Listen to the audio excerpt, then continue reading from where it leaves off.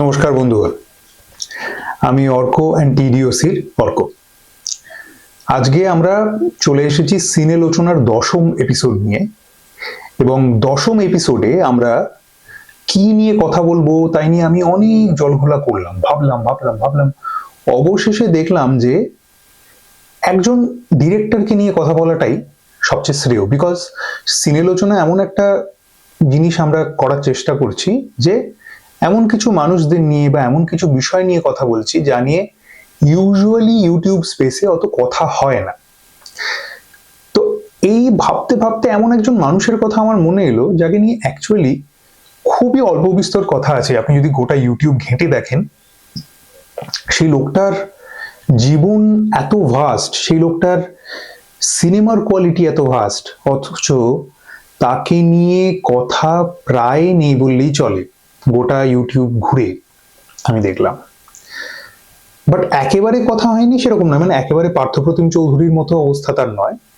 তাকে নিয়ে কিছুটা কথা হয় সিনেফাইল এরিয়াতে, কিন্তু খুব অনাদৃত একজন পরিচালক, যার অ্যাকচুয়ালি সেই যোগ্য সম্মানটা পাওয়া উচিত ছিল যেটা সত্যজিৎ রায় বা পরবর্তীকালে ঋত্বিক ঘটক এবং মৃণাল সেন পেয়েছেন। তারও সেই একই সম্মান পাওয়া উচিত ছিল, এবং বয়সে উনি এদের তিনজনের চেয়ে বয়সে বেশ খানিকটা বড়, আমার মনে হয় 3-4 বছরের বড় এদের থেকে। তো ভদ্রলোকের নাম হচ্ছে রাজেন তরফদার। ইনি শুধুমাত্র যে একজন ভালো পরিচালক ছিলেন তা নয়, ইনি একজন অসাধারণ চিত্রনাট্যকার ছিলেন এবং একজন বিরাট মাপের অভিনেতা ছিলেন, মানে বিরাট মাপের অভিনেতা ছিলেন। আপনি যদি মৃণাল সেনের আকালের সন্ধানে দেখেন তাহলেই আপনি বুঝতে পারবেন, একটা সিনেমাই এনাফ বোঝানোর জন্য যিনি কি মাপের অভিনেতা। তো যাই হোক, আজকে আমরা তাকে নিয়েই কথা বলবো। আজকের এপিসোডটা পুরোটাই তাকে ডেডিকেট করেই বানানো, এবং আমি ডিসাইড করলাম যে 10 নম্বর এপিসোডটা এর চেয়ে বেটার কাউকে নিয়ে হতে পারে না। বাংলা সিনেমায় এই যে ইন্ডিপেন্ডেন্ট ফিল্ম মেকিং এর একটা জোয়ার এসেছিল ওই সময়, তার একজন বড় কাণ্ডারি ছিলেন রাজেন তরফদার, যিনি কোনো রকম আপোষ না করে সারা জীবন সিনেমা বানিয়ে গেছেন, যে কারণে তার সিনেমার হয়তো সংখ্যা অত বেশি হয়ে ওঠেনি কোনোদিন, কিন্তু উনি চিরকালই আপোষ না করে সবকটি ছবি বানিয়েছেন। তো সম্ভবত 7টা ছবি উনি বানিয়েছেন, এবং 7টা ছবি 7টি তারার তিমিরের মতো জ্বলজ্বল করছে। দুর্দান্ত একজন পরিচালক রাজেন তরফদার, এবং তাকে নিয়েই আমাদের আজকের সিনেলোচনার 10ম এপিসোড। এই যে ট্রিনিটি, যাদেরকে আমরা একদম পিলার অফ বাংলা সিনেমা বলে ধরি, সত্যজিৎ রায়, মৃণাল সেন এবং ঋত্বিক ঘটক, এই ট্রিনিটির থেকে এনার ফিল্ম মেকিং স্টাইল কিন্তু কোনো অংশে ডিফারেন্ট নয়, এবং উনি কখনোই ওই রিয়ালিটি থেকে সরে এসে ছবি বানাননি। হ্যাঁ, এটা ঠিক যে উনি হয়তো সবার আগে এই কাজটা করেননি, সেই কাজটা সত্যজিৎ রায় উনি মানে ইনিশিয়েটিভ নিয়ে শুরু করেছিলেন পথের পাঁচালী দিয়ে, তার আগে নাগরিক বানিয়েছিলেন ঋত্বিক ঘটক। কিন্তু এই যে সত্যজিৎ রায় রিয়েল সেটে গিয়ে যেভাবে মানে রিয়েল লোকেশনে গিয়ে যেভাবে শুট করছেন, এই বিষয়গুলোকে সত্যজিৎ রায় শুরু করেছিলেন, এবং এরা হচ্ছে বেসিক্যালি অনুরাগী, এবং সেখান থেকে সেই ধারাটাকে ধরে এরা ছবি বানাতে শুরু করে। কিন্তু কোথাও গিয়ে সেই রেসপেক্টটা, মানে যে ডিজার্ভ রেসপেক্টটা, মানে ভাবতে পারা যাচ্ছে যে মানে 30 বছরে মাত্র 7টা ছবি, সেটা তো একটা মানে প্রডিউসার না পাওয়া বলুন বা অনেক কিছু, মানে একসাথে অনেক কিছু জড়িয়ে থাকা, এই একটা মানে গোটা চলচ্চিত্র জগতের মধ্যে, বাট উনি কোনোদিনই চলচ্চিত্র জগৎ থেকে তো সরে আসেননি। তো সেই মানুষটাকে নিয়েই আজকের আলোচনা, এবং আমরা যাকে নিয়ে এর আগে আলোচনা করেছিলাম যে পার্থপ্রতিম চৌধুরী, উনি কিন্তু পরবর্তীকালে গিয়ে ওনার ছবির কোয়ালিটি কিন্তু ডিক্লাইন করে যাচ্ছে, যে যদিও উনি প্রচন্ড এক্সপেরিমেন্টাল ছবি বানাচ্ছেন একটা সময় দাঁড়িয়ে, কিন্তু পরবর্তীকালে উনি কিন্তু সময়ের কাছে হেরে যাচ্ছেন এবং ছবির কোয়ালিটি চেঞ্জ হয়ে যাচ্ছে ওনার।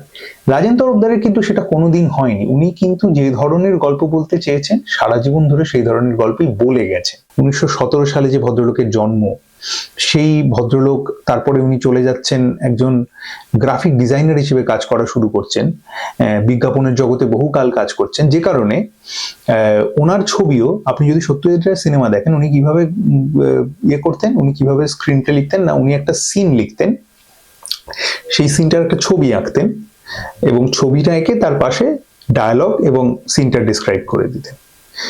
রাজেন তরফদারেরও কিন্তু সেম প্যাটার্ন অফ স্টোরি, মানে স্ক্রিন প্লে রাইটিং ছিল। উনি স্টোরি বোর্ড থেকেই উনি কিন্তু শুরু করতেন, মানে বেসিক্যালি উনি স্টোরি বোর্ডটাই প্রথম থেকে করতেন।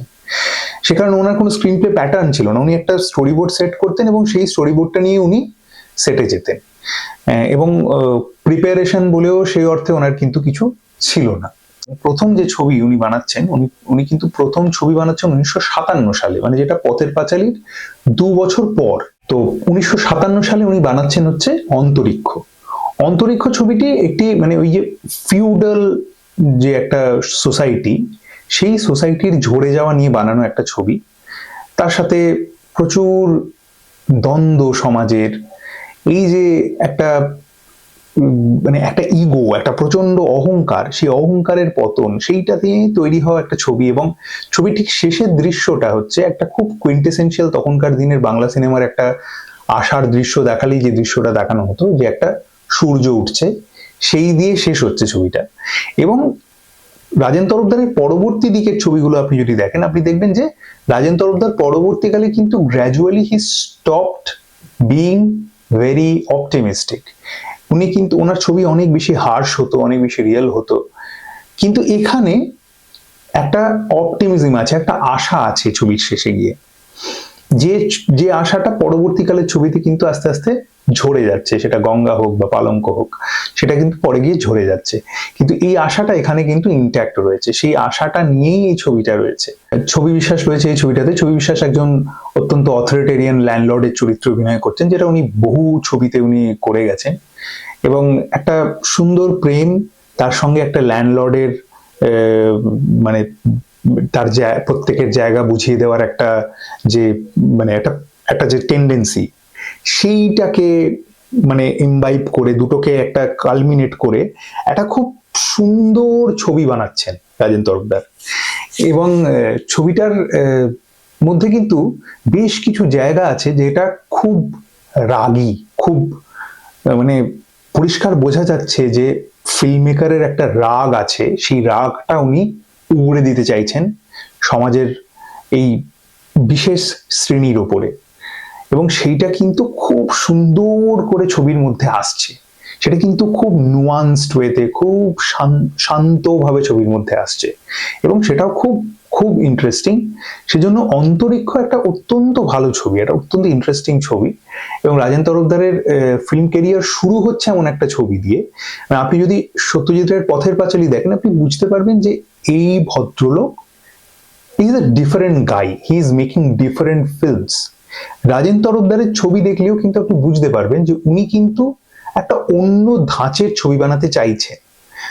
উনি মানে তৎকালীন বাংলা সিনেমার যে ট্রোপস আছে, সেই ট্রোপের সাথে কোথাও গিয়ে নিজেকে একাত্ম করে নিচ্ছেন, কিন্তু কোথাও কিন্তু সেই মেইন স্ট্রিমটার থেকে নিজেকে আলাদাও করছেন। মানে তথাকথিত গানের ব্যবহার নেই, বা একটা অকারণ কমেডির ব্যবহার নেই, যেটা কিন্তু আপনি যদি ঋত্বিক ঘটকের ছবি দেখেন, ঋত্বিক ঘটকের ছবির মধ্যে কিন্তু রয়েছে। ঋত্বিক ঘটক ছবি কিন্তু অত্যন্ত মেইন স্ট্রিম ছবি, কিন্তু রাজেন তরফদারের ছবি কিন্তু সেই মেইন স্ট্রিমের ধার ধারে না। রাজেন তরফদারের ছবি কিন্তু অনেক বেশি একটা ইউরোপিয়ান, যে তৎকালীন ইউরোপিয়ান ছবিগুলো যেগুলো তৈরি হতো, ইভেন ওনার বার্গম্যানের একটা ইনফ্লুয়েন্স ছিল ছবির মধ্যে, সেইটা কিন্তু ক্লিয়ার এই ছবির মধ্যে। মানে সেটা খুব সাটেল ভাবে রয়েছে এখানে, অতটা যেটা পরবর্তীকালে আমরা আরো ক্লিয়ারলি পাবো সেই রকম ভাবে নয়, কিন্তু খুব একটা সাটেল একটা ছোঁয়া রয়েছে ইউরোপিয়ান সিনেমার এই ছবিগুলোর মধ্যে, এই ছবিটার মধ্যে। তো অন্তরিক্ষ একটা মানে বাংলা সিনেমার যে সেন্সিবিলিটি আছে সেটাকে ইনকর্পোরেট করছে, তার সাথে কিছু নিজস্ব ইউরোপিয়ান সেন্সিবিলিটিস রাজেন তরফদারের রয়েছে, সেগুলো ইনকর্পোরেট করে একটা ভীষণ সুন্দর একটা মিষ্টি ছবি যাকে বলে, এবং মনে রাখার মতো ছবি। ভীষণ ভালো অভিনয়, প্রত্যেকের অভিনয় তো তখন বাংলা সিনেমা এমনি ভালো হতো, বাট এটা একটা অনবদ্য ছবি, অবশ্যই দেখুন। এবং পুরো ছবিটা ইউটিউবে অ্যাভেলেবেল আছে, আপনারা দেখতে পারেন। তো রাজেন তরফদারের অন্তরিক্ষ দিয়েই উনি ওনার কেরিয়ার শুরু করছেন, এবং অন্তরিক্ষর পরেই উনি চলে আসছেন এমন একটা ছবিতে, যে ছবিটা ওনাকে অত্যন্তভাবে ফিনান্সিয়ালিও ড্রেন করে দিচ্ছে। এই ছবিটার নাম হচ্ছে গঙ্গা। মানে গঙ্গা ছবিটা তো আপনারা জানেন, গানগুলো খুবই পপুলার, সলিল চৌধুরীর সুর গঙ্গায়, এবং গঙ্গা গঙ্গার তরঙ্গে গানটা, আমায় ডুবাই লিরে আমায় ভাসাই লিরে গানটা, এই গানগুলো তো খুবই পপুলার গান। কিন্তু গঙ্গা ছবির যে মেন যে লাভ স্টোরিটা, ওই যে পেছনে একটা ভালোবাসা যেটা রয়েছে, তার সাথে মাঝি মাল্লাদের জীবন, তার সঙ্গে তাদের ওই মানে একটা একটা মাছের ভেড়ির মধ্যে প্রত্যেকের কথোপকথন, সেখান থেকে একটা প্রেম তৈরি হওয়া, সেটার মধ্যে একটা মানে পুরো ছবিটার অধিকাংশ অংশ জলের মধ্যে শুট করা, এবং ক্যামেরা নিয়ে উনি ক্যামেরাটাকে নিয়ে উনি নৌকার মধ্যে বসাচ্ছেন এবং তার মধ্যে শুট করছেন। বুঝতে পারা যাচ্ছে সেই সময় দাঁড়িয়ে ওই ভারী ক্যামেরা, এবং সেই ক্যামেরার একবার জলে পড়ে একটা ক্যামেরা নষ্টও হয়ে যায় সেই সময় দাঁড়িয়ে একদম। তো ফিনান্সিয়ালি ড্রেন করে দিচ্ছে প্রডিউসারকে ছবিটা, যেটা উনি 1957 পর 1960 বানাচ্ছেন। মানে মাঝখানে 1960 এই ছবিটা রিলিজ হচ্ছে, মাঝখানে 1 বছর ধরে এই ছবিটা উনি বানাচ্ছেন, এবং ভীষণই ভীষণই এক্সপেরিমেন্টাল ওনার ধারণা। এবং উনি যেটা ওনার একটা বিশাল বড় ক্ষমতা ছিল, যে উনি চাইতেন যে যেটা উনি ভাবছেন, যে জিনিসটা উনি করতে চাইছেন, সেটা উনি করেই ছাড়বেন। যেটা উনি ভাবছেন মাথার মধ্যে যেটা রয়েছে, সেটা উনি এক্সিকিউট করেই ছাড়বেন। সেই জিনিসটা কিন্তু উনি গঙ্গাতে করেছেন, এবং যতটা সম্ভব করা যায় করেছেন। সে কারণে আপনি যদি গঙ্গা দেখেন, একটু যদি রিস্টোর করা হতো ছবিটা, একটা অসামান্য ইমেজারি আছে ছবিটা জুড়ে, এবং পুরো ছবিটার অধিকাংশই জলের মধ্যে যেহেতু, সেই জন্য দেখবেন ক্যামেরাটা সবসময় একটা দোদুল্যমান হয়ে আছে পুরো ছবি জুড়ে। ভীষণ ভীষণ ভীষণ ইন্টারেস্টিং ছবি। এবং প্রোটাগনিস্টের মুখের উপর যখন ক্যামেরা পড়ছে, হালকা একটা জলের আভা আসছে, ব্যাকগ্রাউন্ডে মিউজিকটা ঢুকছে, কি সুন্দর সুন্দর সব মোমেন্ট আছে ছবিটার মধ্যে।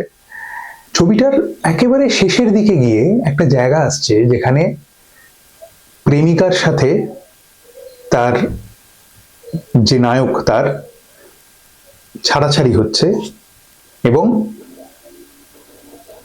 দড়িটাকে খুলে দিতে বলা হচ্ছে, এবং নায়ক চলে যাচ্ছে জলের মধ্যে, গঙ্গার মধ্যে, যেখানে সবাই ফিরে যেতে, সবাই মানে নিজের যেখানে সে বিলং করে, যেখানে তার যেখানে বিলঙ্গিং। তো গঙ্গা কিন্তু একটা প্রেমের গল্প শুধু নয়, it is a story of belonging. Also it is a story of a river, একটা নদীর গল্প, যাকে সবাই ওয়ার্শিপ করে, কিন্তু যার কাছে যেতে সবাই ভয় পায়, সবাই ভাবে ডুবে যাব। সেই রকম একটা বিষয়কে সিনেমার মধ্যে নিয়ে আসা, মানে ওই একটা ভাবনাকে, সেটাকে সিনেমার মধ্যে নিয়ে আসা, চারটিখানি জিনিস তো নয়। কিন্তু রাজেন তরফদার ভীষণ সুন্দরভাবে শুধু কিন্তু জীবনই দেখিয়ে, মানে প্রত্যেকটা মানুষের নিজেদের মধ্যে কথোপকথন, তাদের জীবনটা দেখিয়েই যেন উনি ওই ভাবনাটাকে, ওই দর্শনটাকে চোখের সামনে আমাদের ফুটিয়ে দিচ্ছেন। তো গঙ্গা একটা মারাত্মক ছবি, এবং it's one of the best films made in Bengal. And নদী নিয়ে তৈরি হওয়া ছবি, যেমন ধরুন তিতাস হচ্ছে নদী নিয়ে তৈরি হওয়া ছবির, বা সুবর্ণরেখা একটা খুব মানে অনবদ্য ছবি, মানে যেখানে নদী একটা খুব ইম্পর্টেন্ট রোল প্লে করে, কিন্তু সেই সমস্ত ছবির ওপরে থাকে হচ্ছে গঙ্গা। গঙ্গা কিন্তু পুরোপুরি একটা নদীর গল্প, গঙ্গার ছবিটা কিন্তু পুরোপুরি গঙ্গার গল্প, তার তার যে পিওরিটির গল্প, তার যে ইম্পিউরিটির গল্প, তার আশেপাশে ভেসে থাকা মানুষের গল্প। তো একটা অসাধারণ ছবি, এবং তার সঙ্গে একটা প্রেমের গল্প। আমি খুব দুঃখে আছি যে গঙ্গার কোনো ভালো প্রিন্ট পাওয়া যায় না, ইউটিউবে একটাই বাজে প্রিন্ট রয়েছে, খুব খারাপ কোয়ালিটির প্রিন্ট রয়েছে, কিন্তু আমি ওয়েট করে আছি যে কেউ একটা প্রিজার্ভ করুক ছবিটা এবং আমরা সবাই একটা ভালো কোয়ালিটি, এই একটা ভিজুয়াল এক্সপিরিয়েন্স আমরা যেন একটা ভালো কোয়ালিটিতে দেখতে পাই। গঙ্গা অবশ্যই দেখার মতো একটা ছবি। গঙ্গার পর গঙ্গা কিন্তু মানে একটা ফিনান্সিয়াল ব্লকেজ নিয়ে আসছে এর জীবনে, কিন্তু যেহেতু গঙ্গা ক্রিটিক্যালি খুব অ্যাক্লেমড একটা ছবি এবং ন্যাশনাল অ্যাওয়ার্ড পাওয়া একটা ছবি, তো স্বাভাবিকভাবেই খুব বেশি দিন রাজেন তরফদারকে পরের ছবি বানানোর জন্য অপেক্ষা করতে হচ্ছে না, এবং রাজেন তরফদার বানিয়ে ফেলছেন অগ্নিশিখা। 1962 সালে উনি বানাচ্ছেন অগ্নিশিখা, এবং অগ্নিশিখা ছবিটা একটা এমন একটা বিষয় নিয়ে তৈরি যেটা মানে অগ্নিশিখা মানে কি, অগ্নিশিখা মানে হচ্ছে একটা আগুনের শিখা জ্বলছে, মানে ফ্লেম, তাই তো? যে ফ্লেমটা কার মধ্যে তৈরি হচ্ছে, যে ফ্লেমটা তৈরি হচ্ছে একটা মেয়ের মধ্যে, যখন তার বাবা একটা গাড়ির তলা, একটা উঁচু শ্রেণীর মানুষের গাড়ির তলায় এসে মারা যাচ্ছে, এবং তার সঙ্গে একটা প্রেমের গল্প প্যারালালি তৈরি হচ্ছে, তার সঙ্গে একটা ক্লাস স্ট্রাগলের গল্প, যেখানে একটা ক্লাসের প্রতি আরেকটা ক্লাসের যে স্বাভাবিক একটা বিতৃষ্ণা বোধ বা একটা মানে একটা অশ্রদ্ধা, যেটা ফর সাম রিজনস জন্মায়, সেইটারও কিছুটা একটা মানে রিভার্টাল আছে পুরো ছবিটা জুড়ে, মানে সেটার একটা ব্রেকডাউন আছে পুরো ছবিটায়, যে কোনো ক্লাসই পুরোপুরি খারাপ নয়, মানে তার মধ্যেও কিছু মানুষ রয়েছে যারা মানে কোএক্সিস্ট করে থাকতে পারে বা পছন্দ করে। তো এই একটা রিভার্টাল, এই একটা ব্রেকডাউনের গল্প হচ্ছে কিন্তু অগ্নিশিখা। কিন্তু গল্পটার মজাটা হচ্ছে যে কখনো কিন্তু নিজের স্টোরি টেলিং থেকে সরে আসে না, মানে এরকম নয় যে এই যে একটা বিরাট একটা বিষয় নিয়ে ছবিটা ডিল করছে, অনেক সময় কি হয় যে বিষয়টাকে এমফাসাইজ করতে গিয়ে মানে মেসেজটার ওপর লোকে কিন্তু কনসেন্ট্রেট করে ফেলে, মানে যে কোনো পরিচালক মেসেজের ওপর কনসেন্ট্রেট করে ফেলে, স্টোরিটা তখন পিছিয়ে আসে। অগ্নিশিখার ক্ষেত্রে সেটা কখনো হয় না। অগ্নিশিখা কিন্তু গল্পের উপর কনসেন্ট্রেট করতে করতে করতে করতেই এগোয়, এবং অবশেষে একটা কমপ্লিট গল্প আপনাদের দেখাবে, যেটা প্যারালালি ওই বক্তব্যটা আপনাদেরকে রাখতে রাখতে যাচ্ছে আর কি। তো ভীষণ ভীষণ ইন্টারেস্টিং ছবি অগ্নিশিখাও, আপনারা পুরোটাই ইউটিউবে পাবেন, এবং কণিকা মজুমদার রয়েছেন, বসন্ত চৌধুরী রয়েছেন, ভীষণ ভালো অভিনয় করেছিলেন দুজনেই, এবং ছবিটার ওই যে ক্লাসের যে বিষয়টা আসছে একটা, এবং কণিকা মজুমদারের মুখের মধ্যে একটা নিজস্ব একটা একটা বিষণ্ণতা আছে, সেই বিষণ্ণতাটা না এত সুন্দর রাজেন তরফদার ব্যবহার করেছিলেন ছবিটার মধ্যে, সেটা ভীষণ ভালো লাগে আর কি। এবং অবশ্যই দেখুন অগ্নিশিখা একটা ভীষণ ভালো ছবি, এবং পুরো ছবিটা ইউটিউবে আপনারা পাবেন। এরপরে আমরা চলে আসছি তার পরের ছবিটাতে, যে ছবিটা আমার মতে ডার্ক কমেডি যে জনরা, তার একটা বিরাট বড়, মানে আমার আগের যে এপিসোড আমি করেছিলাম স্যাটায়ার নিয়ে যে এপিসোডটা, সেই পুরো এপিসোডটার কথা আমার মাথায় আসে এই ছবিটা থেকে, বাট আমি পরে এই ছবিটাকে ইনক্লুড করি না, এক্সক্লুড করে দিই এটাতে। কিন্তু আত্মহত্যা নিয়ে এই যে পরে হেমলক সোসাইটি তৈরি করেছেন সৃজিত মুখার্জি, একটা ভাটের ছবি, এবং তারও পরে কাছের মানুষগুলো একটা ছবি তৈরি হয়, যেটা দেব এবং প্রসেনজিৎ দুজনে অভিনয় করেন, এবং কাছের মানুষ ছবিটা অ্যাকচুয়ালি এই ছবিটারই একটা রিইন্টারপ্রিটেশন বলা যায়। কিন্তু কাছের মানুষ ছবিটাতে কোথাও গিয়ে সময়ের কথাটা উঠে আসে না, যে জিনিসটা খুব সুন্দর করে 1964 সালের জীবন কাহিনী ছবিটাতে উঠে আসে রাজেন তরফদারের। এবং শুধু সময়ের কথা নয়, একটা মানুষ, একজন ইন্স্যুরেন্স এজেন্ট, সে কতটা ক্রুকেড একটা চরিত্র, যে আরেকজন মানুষকে নিজের ফায়দার জন্য মারবার বিভিন্ন উপায় বাতলে দিচ্ছেন, হেরে যাওয়া মানুষকে, এবং সেটা করতে করতে জীবনে যে বেঁচে থাকার আনন্দ, বেঁচে থাকার যে স্বাদটা, সেটা দুজনেই ফিল করতে পারছেন। এও আত্মহত্যা করতে চাইছে, ও আত্মহত্যা করতে চাইছে, কিন্তু অবশেষে বেঁচে থাকার যে আনন্দটা, বেঁচে থাকার যে স্বাদটা, সেটা দুজনেই ফিল করতে পারছেন। এবং সেইটার মধ্যে দিয়ে একটা ডার্ক কমেডি যেটা জেনারেট হচ্ছে ছবিটার মধ্যে, সেটা অনবদ্য।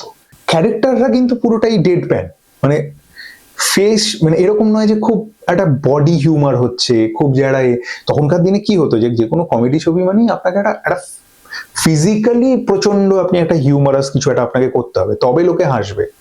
কিন্তু এখানে ইন্টেনশনটাই এটা নয়। মিউজিক বলুন বা অভিনয়ের স্টাইল বলুন, কোনোটাতেই কিন্তু ওই ওই ওই যে একটা উচ্চকিত ফিজিক্যাল কমেডি সেটা কিন্তু নেই।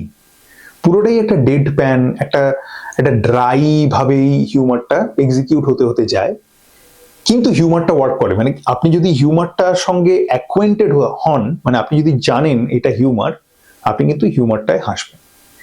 ভীষণ ভালোভাবে এক্সিকিউট করা ছবি এবং ভীষণ ভালোভাবে লেখা ছবি।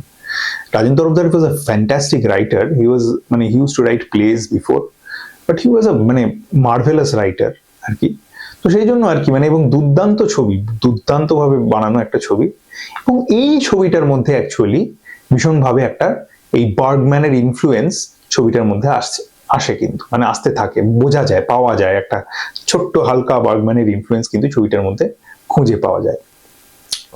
তো দারুণ ছবি এবং বেশ কিছু ইন্টারেস্টিং মোমেন্ট আছে, বিশেষ করে বিকাশ রায় এবং অনুপ কুমার এদের দুজনের যে অভিনয় ছবিটার মধ্যে, সেটা আর কোনোদিন কোনো পরিচালক বা কোনো অভিনেতা রিক্রিয়েট করতে পারবে বলে মনে হয় না, সে যত বড় সুপারস্টার বা মেগাস্টারই হোক না কেন। তো জীবন কাহিনী পুরো ছবিটাই আপনারা ইউটিউবে পাবেন বা ক্লিকে পাবেন, অবশ্যই দেখুন। মানে এরকম ছবি আর তৈরি হবে বা হওয়া মানে কোনোদিন হবে বলেই মনে হয় না আমার। মানে আমি খুব মানে হয় বলছি না, মানে আমি মনে করি না যে কখনো তৈরি হবে। মানে আমি এতটা পেসিমিস্টিক নই যে আমি মনে করি যে কোনোদিন এরকম ছবি আর তৈরি হবে না, এতটা বুড়ো হয়ে যায়নি। নিশ্চয়ই তৈরি হতে পারে, কিন্তু তার জন্য এই ছবিগুলোর মান তো কোথাও গিয়ে খাটো হয়ে যায় না।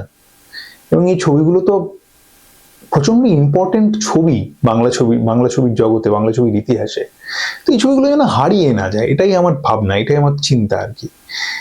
যেমন অন্তরিক্ষ বা গঙ্গা, এই ছবিগুলো যদি হারিয়ে যায়, গঙ্গা বিশেষ করে যদি হারিয়ে যায় না, এটা একটা বিরাট বড় লস। মানে এখনই যা কোয়ালিটি এটার, মানে ইমেজ কোয়ালিটি যা হয়েছে বা অডিও কোয়ালিটি যা হয়েছে, অর্ধেক তো বোঝা যায় না। যদি হারিয়ে যায়, ইটস আ হিউজ লস। তো প্রিজার্ভেশনটা খুব জরুরি। সে জায়গা থেকে আমি বলবো যে জীবন কাহিনী একটু চড়া হলেও, মানে বেশ কিছু জায়গায় একটু বেশি পলিশড হলেও, কোয়ালিটি ওয়াইজ অডিও এবং ভিডিও দুটোই ভালো। এবং অবশ্যই ছবিটা দেখার মতো ছবি, মনে রাখার মতো ছবি, দেখুন। এরপর যে ছবিটা আছে সেই ছবিটা অ্যাকচুয়ালি লস্ট ছবি, মানে কোথাও পাওয়া যায় না, মানে আমি অ্যাটলিস্ট কোথাও পাইনি। আপনারা যদি পেয়ে থাকেন বা দেখে থাকেন আমাকেও পাঠান বা দেখান। সেই ছবিটা অ্যাকচুয়ালি সার্কাস নিয়ে বানানো ছবি এবং অনিল চট্টোপাধ্যায় একজন জাগলারের চরিত্রে অভিনয় করেছিলেন। এটুকুই আমি জানি, আর কিছু আমি জানি না ছবিটি সম্পর্কে, কারণ ছবিটির আর কিছু কোথাও অ্যাভেলেবেল নেই। ছবিটির নাম হচ্ছে আকাশ ছোঁয়া এবং ছবিটা হচ্ছে আপনার অনিল চট্টোপাধ্যায়ের নাকি একটা অনবদ্য অভিনয় রয়েছে ছবিটার মধ্যে। তো যদি কখনো কোথাও আপনারা ছবিটা দেখতে পান, ছবিটার কথা যদি কোথাও জানতে পারেন, তাহলে অবশ্যই আমাকেও জানাবেন বা আমাকে পাঠাবেন, আমি দেখবো ছবিটা। এই ছবিটা অ্যাকচুয়ালি 1967 ছবি, মানে যখন সত্যজিৎ রায় তখন চিড়িয়াখানা বানাচ্ছেন, ওদিকে মৃণাল সেন হিন্দি সিনেমায় ভুবন সোম বানাতে চলে গেছেন, আর ঘটক বানাচ্ছেন সুবর্ণরেখা। তখন এই জাগলারদের নিয়ে বানানো হচ্ছে আকাশ ছোঁয়া, মানে সার্কাস নিয়ে বানানো একটা ছবি তখন হচ্ছে বাংলা সিনেমায়, যেটা হচ্ছে আকাশ ছোঁয়া। তো এই ছবিটার কথা বললেই, এই যে সার্কাস নিয়ে বলা ছবির কথা বললেই আমার একটা ছবির কথা মনে পড়ে, অনেককাল আগে দেখেছিলাম ছবিটা হচ্ছে গোবিন্দন অরবিন্দনের একটা ছবি, ছবিটার নাম হচ্ছে থাম্পু। তো থাম্পু ছবিটা অ্যাকচুয়ালি কিন্তু ওই একটা গ্রামের মধ্যে একটা সার্কাস আসছে এবং সেই সার্কাস এসে বেশ কিছু মানুষের জীবন কিছুদিনের জন্য ঘুরিয়ে দিচ্ছে এবং তারপরে আবার সেই সার্কাসটা চলে যাচ্ছে, সেইটা নিয়ে তৈরি হওয়া একটা ছবি। এবং এই ছবিটা হয়তো বেশ খানিকটা, মানে আমি যে সিনপসিস পড়েছি বা যেটা, বেশ কিছুটা কিন্তু এই থাম্পুর সাথে এই ছবিটার একটা সিমিলারিটি আছে। একজন মোটরসাইকেল স্টান্ট আর্টিস্ট, সে ছিল হচ্ছে প্রোটাগনিস্ট এই ছবিটার। সে হচ্ছে দিলীপ মুখার্জি করেছিল ওই চরিত্রটা এবং সে একজন মোটরসাইকেল স্টান্ট আর্টিস্ট ছিল। তাকে নিয়েই বেসিক্যালি গল্পটা, মানে আমি তো প্রচন্ড এক্সাইটেড যে ছবিটা বেসিক্যালি কি হবে। একজন মোটরসাইকেল স্টান্ট আর্টিস্ট, সে হচ্ছে ছবিটার প্রোটাগনিস্ট, একটা সার্কাসের ব্যাকড্রপ, সেখানে একজন জাগলারের চরিত্রে অনিল চট্টোপাধ্যায়, সুপ্রিয়া দেবী রয়েছেন। তো মানে আমার আই এম রিয়েলি কিন to know what the film is all about and কিভাবে এই ছবিটা পরিণতি পায়। তো যদি কখনো কোথাও দেখার সুযোগ হয়, আপনারা যদি কোথাও ওই ছবিটার খোঁজ পান আমাকেও পাঠাবেন, আমি অবশ্যই দেখব।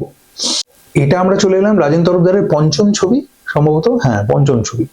তো পঞ্চম ছবির পর উনি যেটা বানাচ্ছেন সেটা হচ্ছে 1900, মানে বুঝতে পারছেন আপনি, এটা টাইমটা শুনলেই বুঝতে পারবেন যে কত বছর পর উনি বানাচ্ছেন। 1975 সালের পরের ছবিটা উনি বানাচ্ছেন, সেই ছবিটার নাম হচ্ছে পালঙ্ক। তার মানে 1967 পর আবার 8 বছর পর উনি কাজ করতে পারছেন, বিকজ হিউজ লসেস রেন্ডার করে এই ছবিগুলো পরপর। এবং গঙ্গার যে বেসিক সাকসেসটা ছিল সেই সাকসেসটা আর উনি রিপিট করতে পারেননি, ক্রিটিক্যালিও করতে পারেননি, কমার্শিয়ালিও করতে পারেননি। গঙ্গা একেবারে বক্স মানে ফিনান্সিয়ালি বেশ কিছুটা ড্রেনিং হলেও একেবারে বক্স অফিস ফেলিয়ার ছিল না। সেজন্য মানে একটা ডিসেন্ট একটা ব্যবসা ছবিটা কিন্তু করেছিল। সেই জায়গা থেকে দাঁড়িয়ে উনি পরপর ছবি করতে পারছেন তখন, এবং 1967 অব্দি, 60 থেকে 67 অব্দি উনি 7 বছর টানা ছবি করছেন। হ্যাঁ, এবং গঙ্গা হচ্ছে ওনার সেকেন্ড ছবি, সেখান থেকে আকাশ ছোঁয়া হচ্ছে ওনার 5th ছবি। তো তার মানে 7 বছরে উনি 4টে ছবি করছেন, এবং 4টে ছবি প্রত্যেকটাই কিন্তু ভালো ছবি করছেন, কোয়ালিটি ওয়াইজ কিন্তু প্রত্যেকটা ছবি ভালো ছবি। কিন্তু যেহেতু এই ছবিগুলোর বাজেট খুব বড় বেশি হয়ে যাচ্ছে, স্বাভাবিকভাবেই আর ওই সাকসেসটা উনি, গঙ্গার যে ক্রিটিক্যাল এবং সেমি কমার্শিয়াল সাকসেসটা ছিল সেটা উনি রিক্রিয়েট করতে পারছেন না। সেই জন্য 8 বছর আর উনি কোনো কাজ পাচ্ছেন না। বুঝতে পারা যাচ্ছে 7 বছরে 4টে ছবির পর 8 বছর উনি আর কোনো কাজই পাচ্ছেন না। তখন উনি বানাচ্ছেন 8 বছর পর, অবশেষে যখন একটা ইন্দো বাংলাদেশ প্রোডাকশন এর হাতে হাত মিলিয়ে উনি অনেক কষ্ট করে উনি বানাচ্ছেন হচ্ছে পালঙ্ক। এবং পালঙ্ক ছবিটাতেও উনি কিন্তু এক চুলও নিজের স্টেটমেন্ট থেকে নড়ছেন, এবং বরং অনেক বেশি রাগী একটা ছবি উনি তৈরি করছেন। ভাগ, দেশভাগ, এটার ব্যাকড্রপে একটা পালঙ্ক, সেটাকে একটা লোক ধরে রেখেছে, আগলে রাখছে। তার সঙ্গে এই যে একটা হিন্দু মুসলিমের একটা ইন্টারনাল ট্রমা সেই সময় চলছিল, একটা যে ফিউড চলছিল তখন বাংলাদেশে, সেইটাকেও ইনকর্পোরেট করছেন, সেটাও রয়েছে। এত কিছু একসাথে মিলিয়ে মিশিয়ে এই ছবিটা তৈরি হচ্ছে, পালঙ্ক ছবিটা। এবং একটা মানে অসম্ভব ভালো ছবি। এবং এই ছবিটা একটা দৃশ্য আছে যেখানে মানে পালঙ্কর কিছু অংশ নিয়ে, মানে খাটের ভাঙা ভাঙা অংশ নিয়ে লোকেরা কাঁধে করে যাচ্ছে, মানে পার্টিশনের সময় সবাই কাঁধে করে জিনিস নিয়ে যাচ্ছে হেঁটে হেঁটে।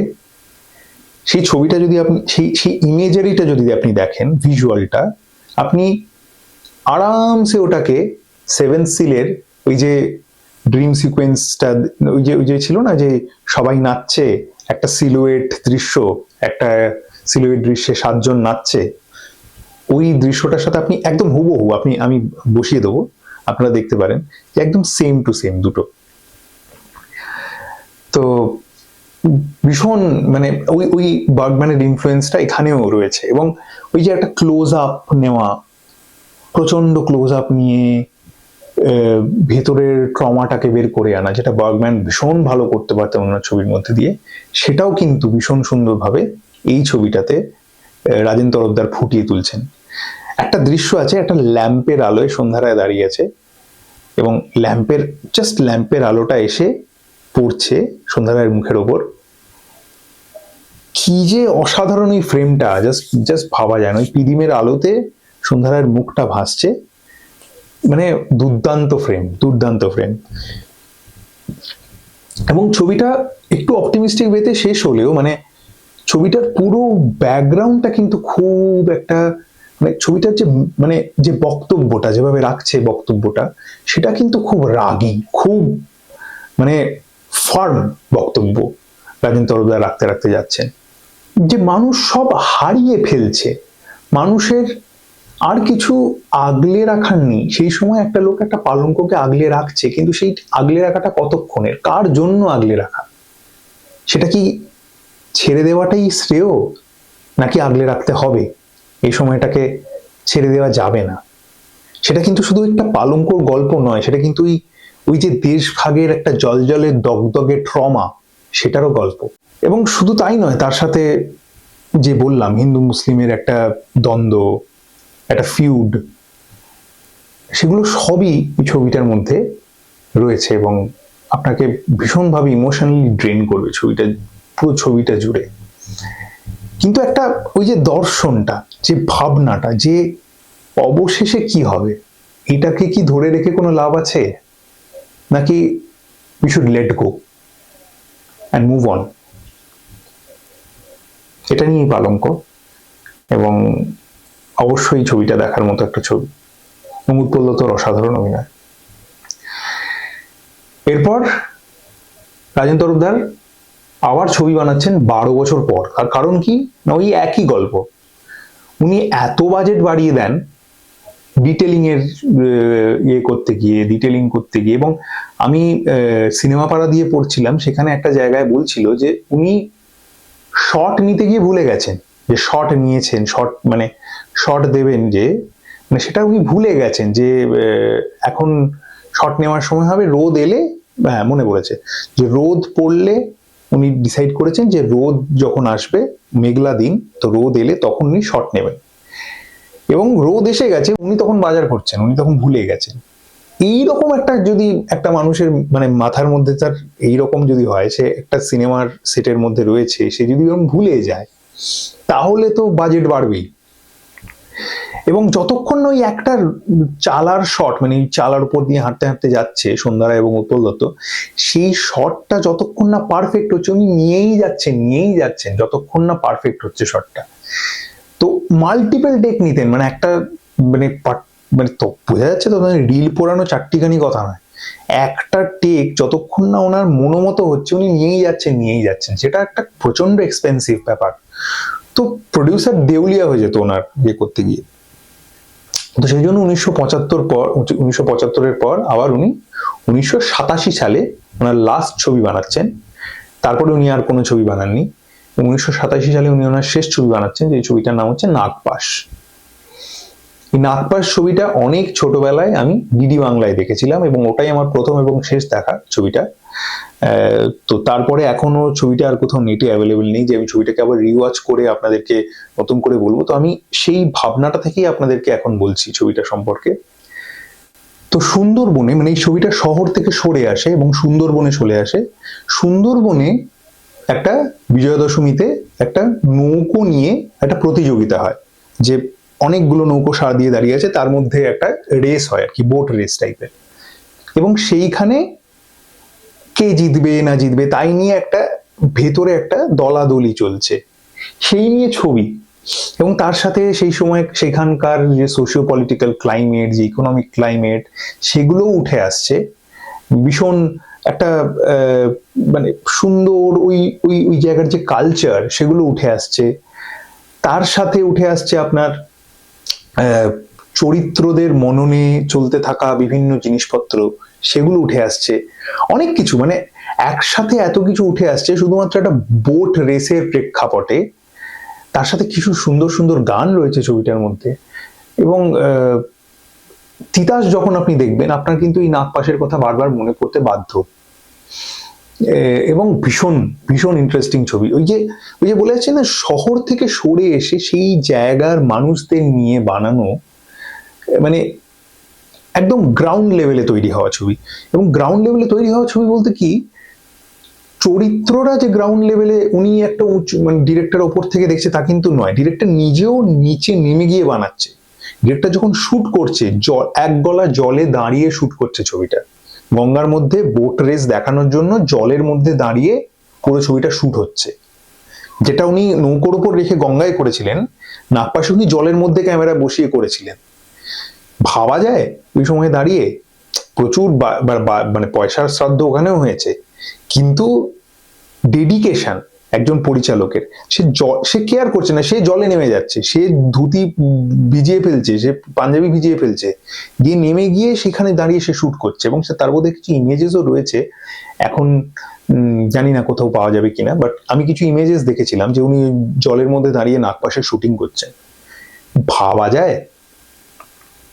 এবং মারাত্মক একজন পরিচালক রাজেন তরফদার, সেই, এবং মানে শুধু শুধু তো স্টোরি টেলার হিসেবে মারাত্মক নন, উনি একজন টেকনিক্যাল, মানে টেকনিশিয়ান হিসেবেও মানে প্রচন্ড প্রফিশিয়েন্ট। মানে উনি কোথা থেকে জল, মানে কোথা থেকে শটটা নেবেন, এই শটটা জলের মধ্যে থেকে দাঁড়িয়ে নিলে আরো বেশি ইন্টিমেট মনে হবে। মানে বোট রেসটা যে উনি দেখাচ্ছেন সেটার ইন্টিমেসিটা বোঝানোর জন্য উনি জলে নেমে যাচ্ছেন, এবং কারণ বোট রেসের বিষয়টাকে অনেক বেশি ইন্টিমেট লাগবে যদি উনি জলের ভেতর থেকে উনি বিষয়টাকে দেখান। সেইটা হচ্ছে ছবিটার, সেইটা হচ্ছে ওনার টেকনিক্যাল যে ভিশনটা, যে ভিশনারি উনি ছিলেন, সেইটাকে মানে কুর্নিশ, সত্যিই কুর্নিশ। আমরা খুবই দুঃখিত যে আমরা মাত্র 7খানা ছবি দেখতে পেয়েছি ওনার, এবং সেই যোগ্য সম্মানটা উনি কোনোদিন পাননি বলেই মাত্র 7খানা ছবি দেখতে পেয়েছি, এবং আরো হয়তো কয়েকটা ছবি দেখতে পেলে এবং সেই সব ছবি যদি অক্ষত অবস্থা আমাদের হাতের কাছে থাকতো, যে যখন সুযোগ পাচ্ছি আমরা দেখে ফেলছি, সেটা হলে হয়তো আরো অনেক ভালো হতো। এছাড়া রাজেন তরফদারের আরো দুটো ছবি নিয়ে আমি কথা বলবো।